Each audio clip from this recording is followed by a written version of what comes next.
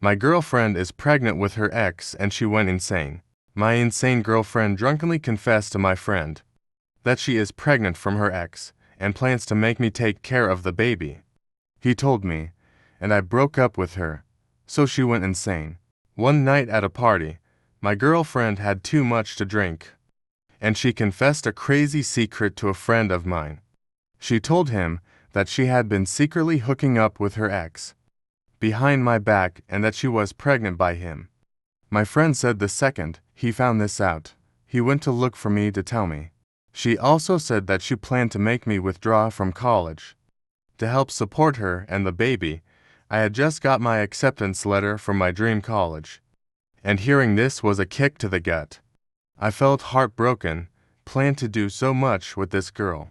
We had been together since sophomore year, and I wanted to marry her after I graduated. Hearing this, I almost couldn't believe it. Then I was reminded back to senior year. She often talked about how serious we were getting, and how our parents loved us together. But Sophia said that she wanted to explore the world and try new things before she settled down with someone. She would often ask me if I felt like we were rushing into things too quickly, and I didn't think so because we were together for 3 years now. I never knew what she meant at the time. Told her that we could always travel together, but now I could see she meant she wanted more experiences with other people. In senior year, we had an incident where I saw her phone as she was sitting next to me. I saw she was texting her ex-boyfriend. I asked her why she was texting him, and she replied that they dated back in freshman year. So she didn't think much of it. She described them as only having puppy love. But we got together sophomore year. I told her that I didn't feel comfortable with her texting him all the time, because I feared that it would hurt our relationship. But she said that she'd been here for 3 years, that she wasn't going anywhere. I allowed her to continue talking to him, but a few months later, she started asking if they could hang out together. I really didn't feel comfortable with that, but I again allowed it cause I was going away for college soon, and knew that we'd have to trust each other. Fast forward to today, that is the same guy that got my girlfriend pregnant, and she expected me to raise the child and take care of her the next day. My head was still spinning. I was so in shock, hurt, and confused. I knew I had to confront her. I couldn't just let this slide. I went to her parents' house. My heart was pounding in my chest. When she opened the door, she looked surprised to see me, but she looked a bit guilty. I guess she remembered what she said the night before. Sat on the couch and I addressed what she said the night before. She immediately denied that she said that to my friend. And the reason she said it was because she thought it would be a funny joke. While she was drunk, neither of us found it funny. I told her to prove to me that it wasn't true, and pulled out a pregnancy test that I had bought from the store. Before I came, her eyes widened with shock when she recognized what I had. I told her if she couldn't take the test, then we couldn't work out. I knew in my heart that I still wanted to be with her, but I knew in my head that I couldn't be with her after she cheated on me with her ex. She lied to me and wanted to put my dreams aside to support her. She tried to deny it and flip it on me. She asked me if I didn't trust her, and if I didn't, then we shouldn't be together. I told her that I was leaving and we were done. She grabbed my arm to make me stay and confessed.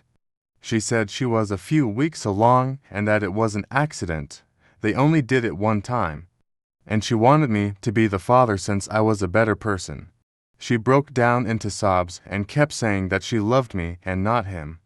Kept saying that it was just a mistake.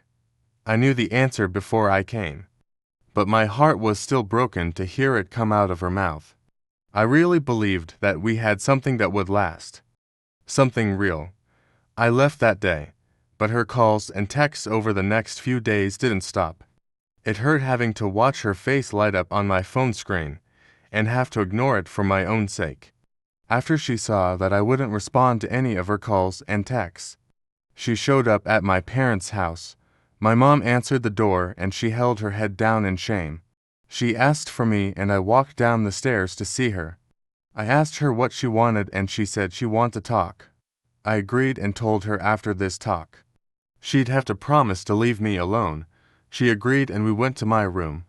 As soon as she sat on the bed she burst into tears again, saying she felt scared and alone and begged for me back. I told her that I just wanted one thing from her. She asked me what it was, and I asked her for a paternity test on the baby. If it did indeed come back as mine, I'd be willing to take care of the child. However, I would still not be with her. She piped up, asking me why that was the case. I was in utter disbelief. I had to explain to her that the reason I wasn't going to be with her, regardless if the baby was mine or not, was because she cheated on me with her ex-boyfriend. But it was only one time, she said. Yeah, that one time was my black swan event. Like it or not, I can never see you the same way again. Before I left her, I wanted to make sure she wasn't carrying my child, because my dad always taught me that no child deserves to be raised without a father. I think she was under the assumption that I would take her back if she did the test, because at that moment, she dried her tears and began smiling, saying she would do it tomorrow morning. I explicitly told her that that didn't mean that we were back together, but her delusions got the best of her. She was convinced that since I allowed her to talk to me, we were back together.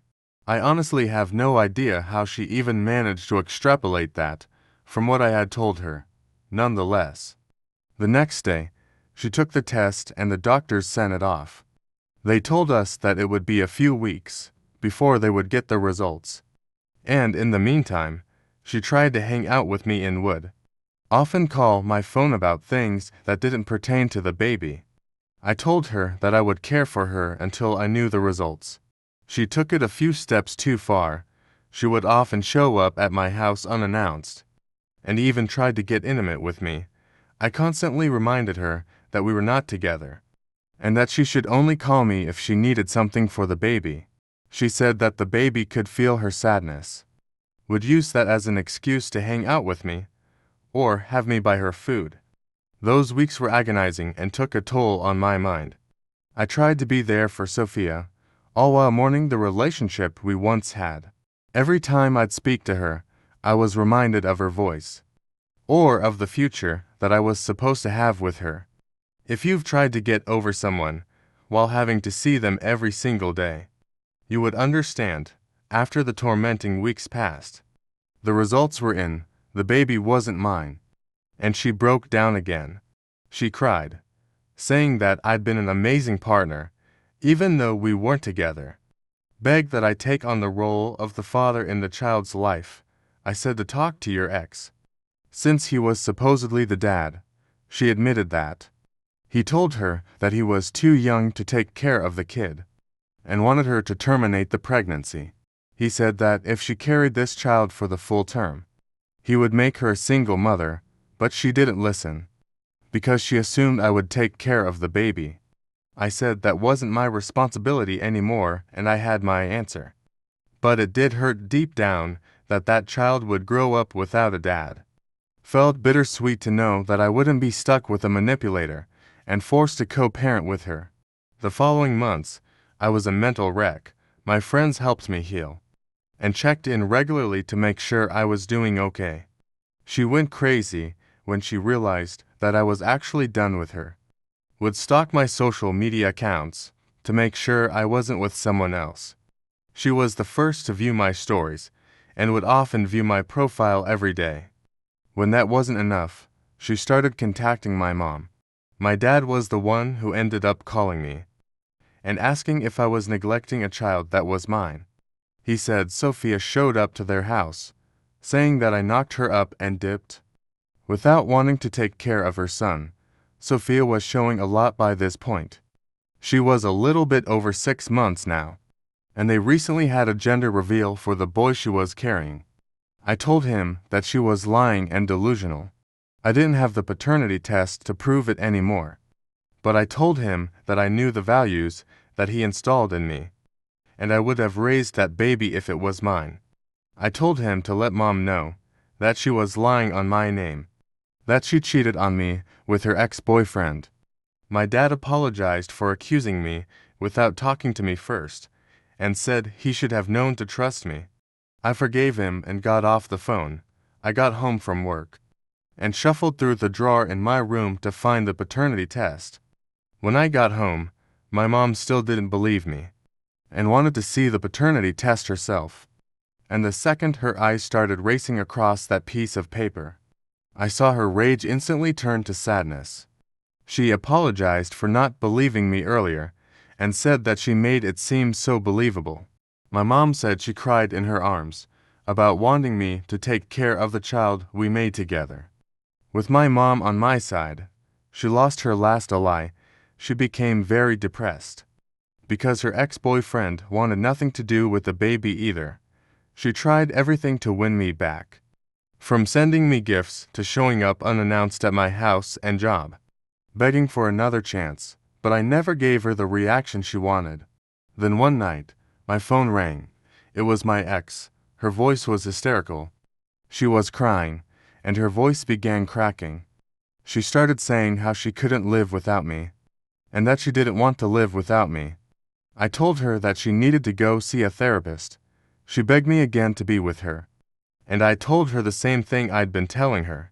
She then said she'd take her life and the baby's if I wouldn't be with her again. I was in a panic state. Despite everything, I didn't want her to hurt herself. I told her to stay on the phone with me and talk to her. Called the police from my home phone while my phone was muted. I stayed on the line until I heard the police come in. They arrived just in time to prevent her from harming herself. They took her to a mental hospital for treatment. That night was a turning point. The whole ordeal made me realize just how toxic and manipulative Sophia had been. Sophia out of my life and receiving the help she needed, I focused on rebuilding my own life. I went through a range of emotions, from relief to anger to sadness. It wasn't easy, but with Lucas's support and my family, I found the strength to move on.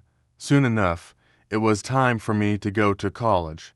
Months passed, and gradually life started to regain a sense of normalcy. I made new friends, joined clubs, and even started dating again. Though I was more cautious this time, she remained in the back of my mind.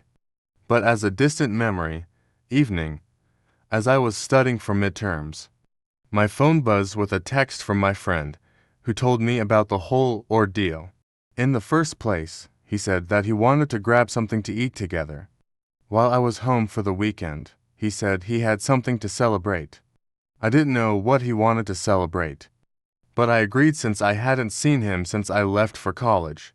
At the restaurant, he grinned as he slid an envelope across the table and told me to open.